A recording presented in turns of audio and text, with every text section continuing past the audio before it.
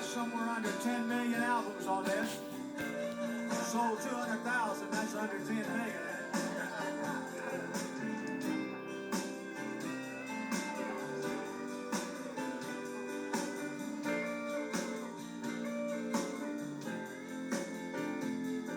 I must have been through about 1,000,000 girls.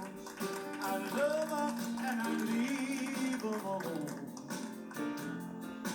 I didn't care how much they cried, no sir. Their tears just left me cold as a stone. But then I fooled around and fell in love. Fooled around and fell in love. Fooled around and fell in love.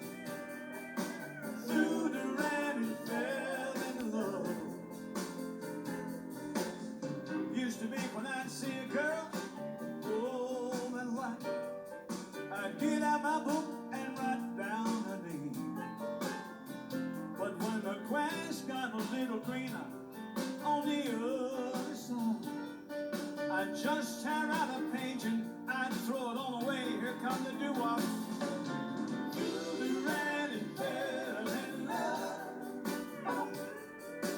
Fooled around and fell in love. Fooled around and fell in love.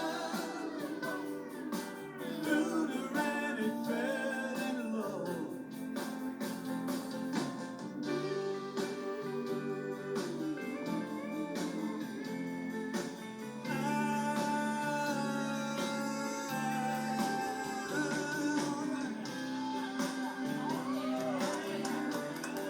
You said you were hooked up. Oh, you mean to the wire.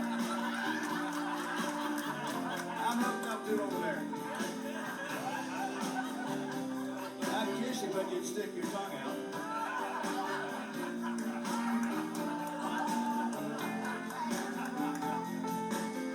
Free on my own, that's the way life used to be.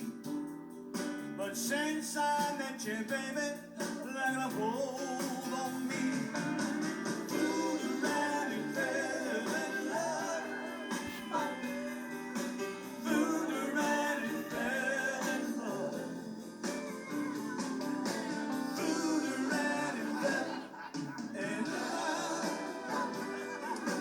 Fooled around and fell in love. Fooled around and fell in love. Fooled around and fell in love. In love.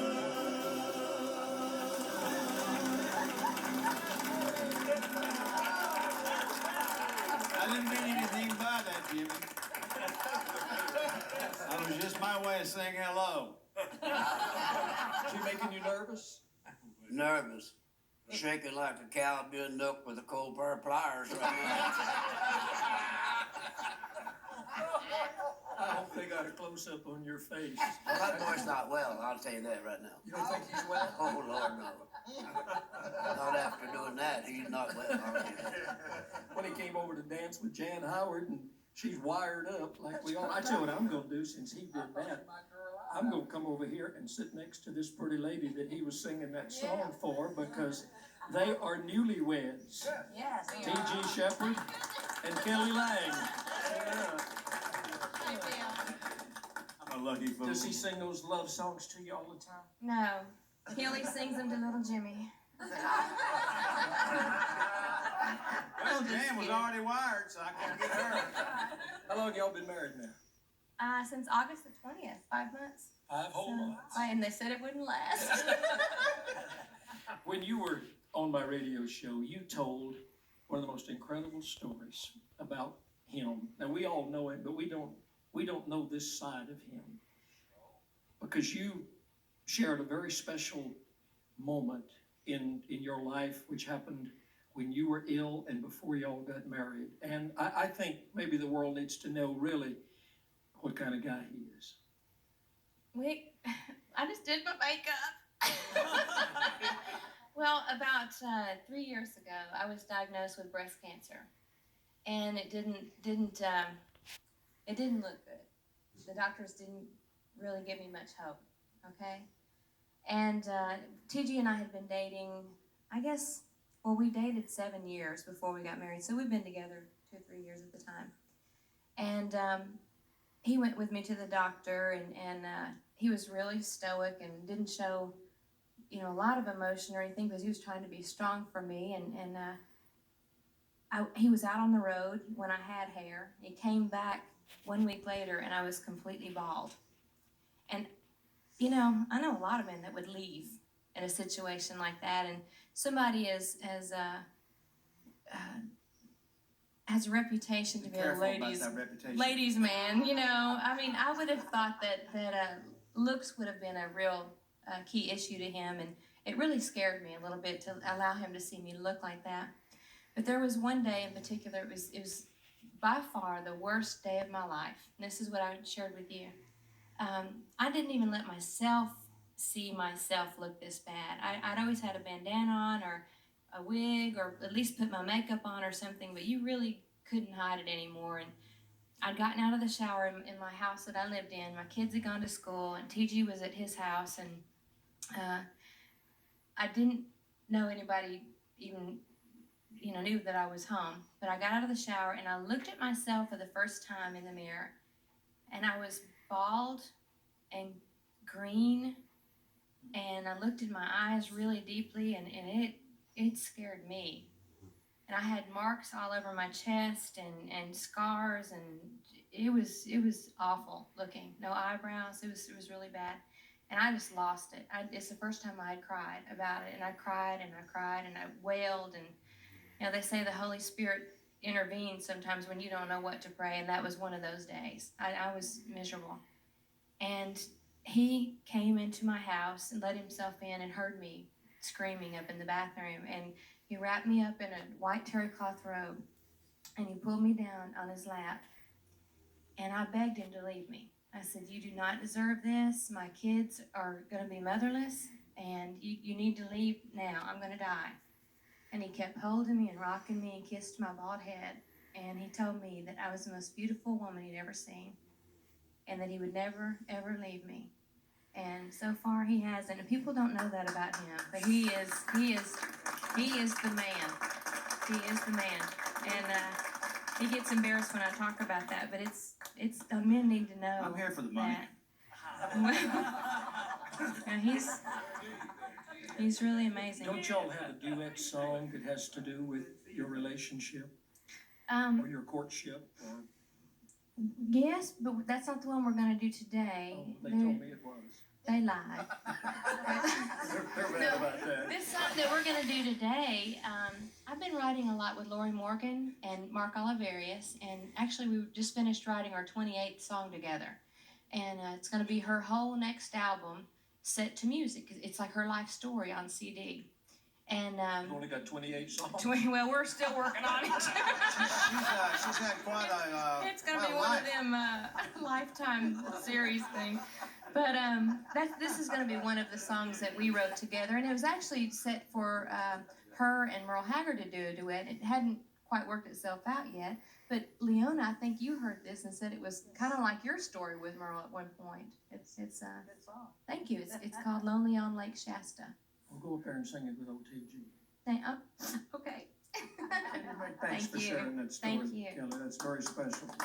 Well, Kelly also has 3 songs in the new Burt Reynolds movie coming out here in a few weeks, so she's evolving as a great writer.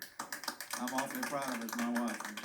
And I appreciate you hanging in with me so long, not being able to commit, but I'm here now and I'll be here forever. Thank you. I love you. I think you were silly not to have committed earlier, but No, that's another show. I was waiting on the money. It ain't coming. Here's how I buddy. do it. Okay. I'll play the part of Merle. Okay.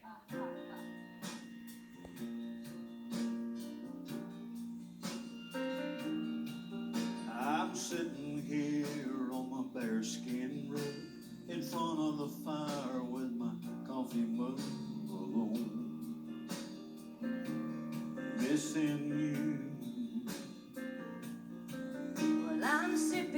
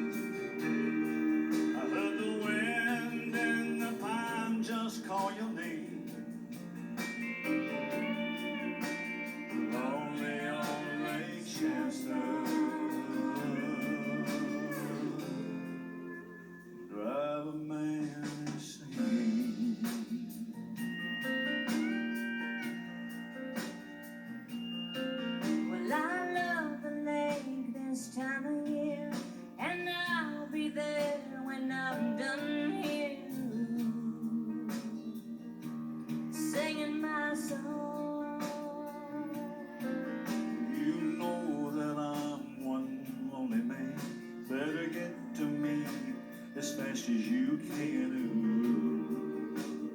I'm tired of being alone. Too much time has passed us. It's lonely on Lake Shasta. Lonely on Lake Shasta. I heard the wind and the pines just call your name. Lonely on Lake Shasta. Drive a man insane.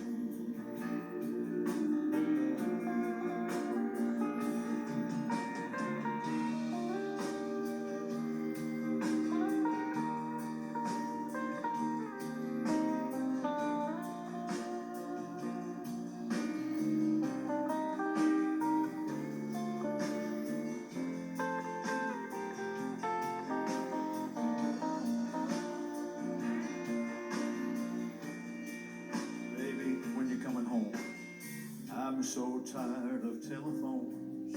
Gonna catch that flight tonight from Nashville. 'Cause it's lonely on Lake Shasta. I heard the wind and the pines just call your name. Can you hear me call your name? Lonely on Lake Shasta. Drive a man insane.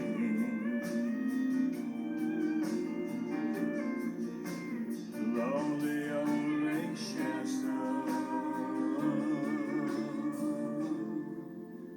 Drive a man insane.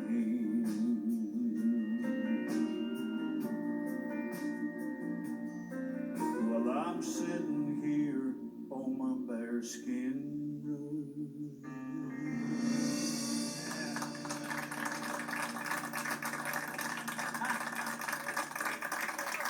Oh, that's nice.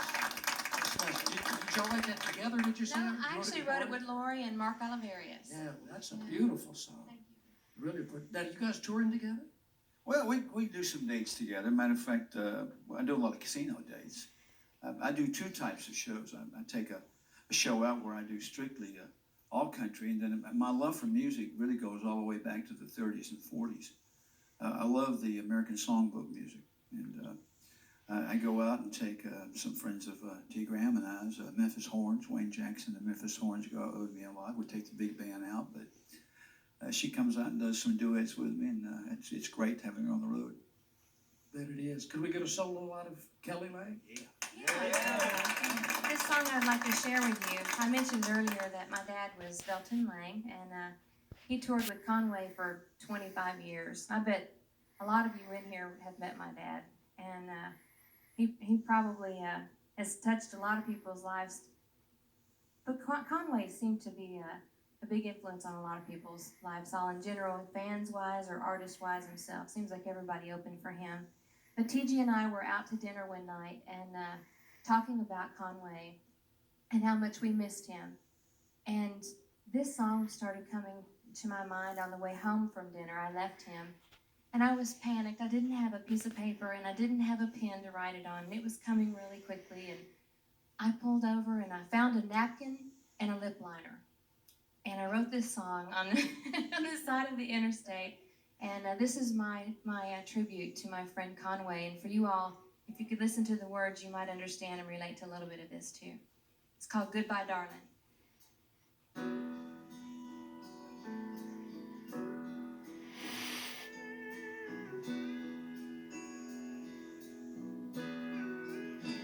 My fingers run across a cold, lonely stone, dated June 5th, 93. I thought I heard his voice as I turned to go, but it's only make believe. As I placed a rose, I wiped a tear. I never knew I would feel so